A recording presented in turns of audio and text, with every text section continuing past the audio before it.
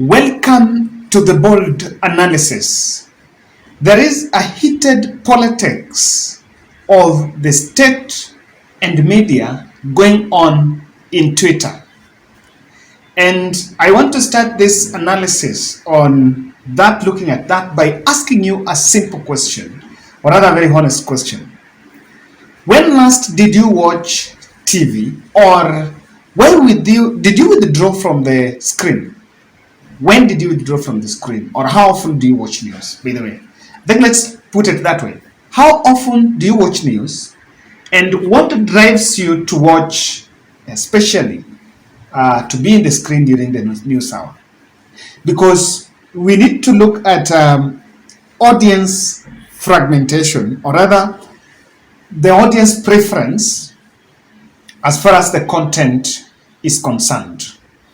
Today, Stephen Mutoro, who is Stephen Mutoro is the chairman, I think is the Secretary General of COFEC, if I'm not wrong. Yes, is Sec General of COFEC Africa, CEO, and the chair. COFEC is a body that is on consumer protection. And he's also the person who, if you remember the story behind the Nyakango dossier, he actually petitioned Parliament on that. Twitter today, our mainstream TV stations have an agenda. The governor of Migori has got preeminent coverage. He won't attend any of President Ruto's meetings. The president's meetings in Kisii are on mute mode. Across the 5 channels, media must be cautious what viewers boycott them. He continues to say, our media are shooting themselves in the feet. When it comes to injustice against them, Kenyans stand with them. Why apply injustice on Kenyans viewers interested in President Ruto meetings in Kisii? But even in talk shows are Azimio dominant. Prof has all the airtime. So, the discussion about airtime is back. At campaign trail, it was all about the media was pro-Azimio, and by that time it was viewed as if they are now trying to lift the candidate of Raila Odinga. But after that election, the discussion about the state and the media is back. So, what do you think? Do you think President Ruto's visit in Kisii has the national interest? Because if you ask me, that's he's speaking to people of Abagusi, in that place. Should media spare time to do live coverage of William Ruto's rally, or rather a homecoming event of a CS? Hata kama jamani, there is a homecoming ceremony of Machogo. So should the media interrupt live their programs for that? Does it have the national interest? Compare that to the demonstrations, because I think what people are referring to is in the context of that demonstration compared to the demonstration the way it was covered. During the demonstration, nothing else was going on and things were at standstill. Everyone just wanted to know where is Raila and what's going on, because of the way it had been hyped and of course the way it was bit organized. So there seems to be something going on, but William Ruto's allies have started complaining about the skewed media coverage. So in this analysis, I want to look at my observations and as to why I think the politics of state and media, what is causing the gap between Ruto and the lenses. There is something happening. Number one, I think the Chinoba letter, where he actually issued some warning to the 6 TV stations, Citizen, KTN, NTV, Ibro, I don't know which one else, and K24, of skewed coverage, or rather of their coverage during Azimio demo. And he issued that letter saying that If they don't, if there is no remedy, then some of them risk losing their license or their frequencies. CAK made that. And I saw the media stakeholders coming out to call out Chiloba commission on that it was something that was a little bit crippling the freedom of media. So to some extent, that letter could be behind, and I don't want to say that letter is related to what is it, because according to me, my position is very clear. We cannot stop normal programming to go and cover homecoming ceremony. The mainstream media cannot stop normal programming to go and cover homecoming ceremony of a CS, even if president and his deputy are attending. Just try to sample the speeches they are making there. Are they making the speeches for this country, or they're making the speeches that Abagusi people are supposed to hear? So they were going to talk to the people of Abagusi who are outside there. So I don't believe it's a national thing that needs to be, it's a national event that needs that much of that coverage. I don't even know whether they asked for it.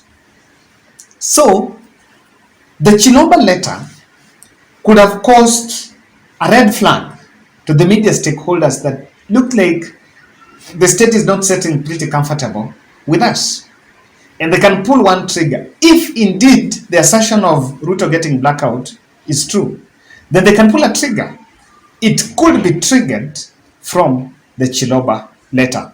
But now if you ask me, I'm not going to that. I want to bring attention to something that I think no one else is talking about.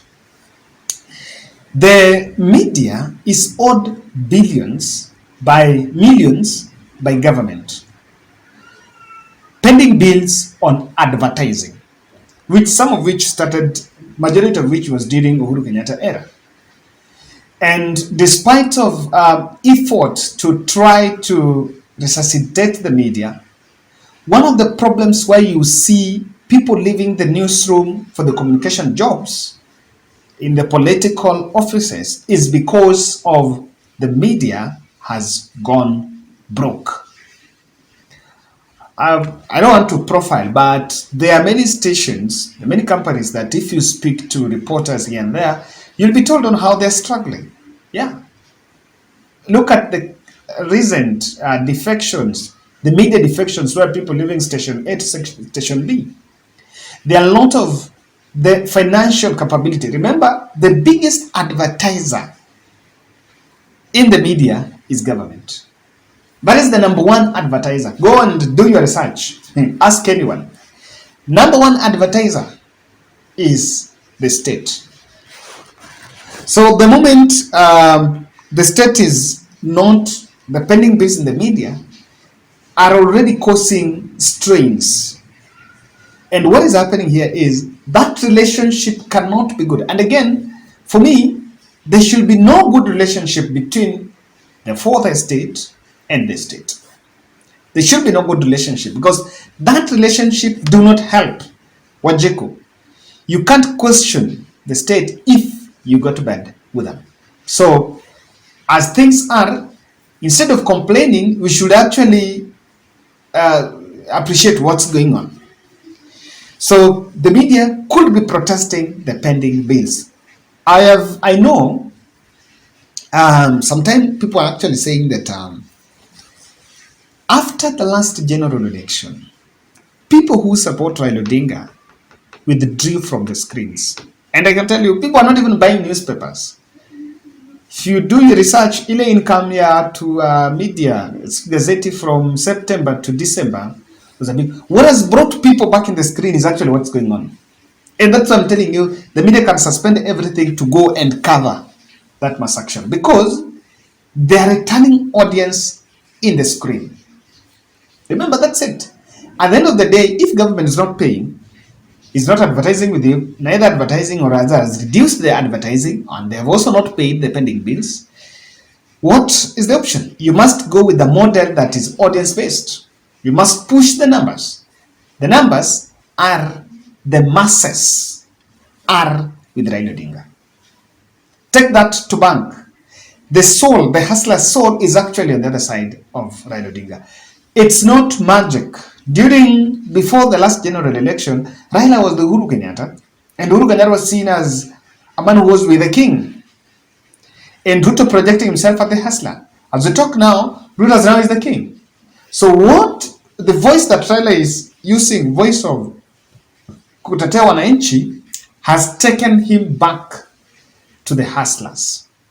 So the masses are actually, the audience wants to hear what are they saying. I'm on record. I've done my own research. Sometimes when you do analysis, even when we do analysis and you put videos of Ruto and Gachagua, you will realize that people feel very uncomfortable. It's true. And I've always been saying, it's not just us. Hata watu wa gazeti, if you can't put Raila, and it's true, if you can't put Raila in the headline, then you must put it in the title. And akikosa in both, he can't miss 2 days mfululizo. Otherwise, you're not going to sell that magazine. Who's going to buy it? Who's going to buy it? And if you do that for 3 days, the audience will know, okay, you've crossed over the other side. But again, I appreciate the fact that Raila reconsidered his decision about the Star. My personal opinion was that, yes, things you may not be comfortable, but it can easily be understood as if you're trying to stifle media or other freedom of media. So on that, I think it was a good call. Lack of public interest, honestly speaking, to the UDA supporters, to the people who love President William Ruto. I know Ruto is a president for all of us, but on this one, we have to agree. The Kisii tour was not a national event. Not every event that Ruto goes is a national event. Himself is been called Kisii tour. He has called it Kisii tour, and it's for Kisii tour. So why would we carry all the licenses there? What is the interest of the rest of the country in a Kisii tour if the leaders themselves are saying they're going for Kisii tour? So on this one, I stand to be corrected, but my observation is very clear that he could lose media. Probably it's a discussion we can have, but not in the context of the Kisii tour.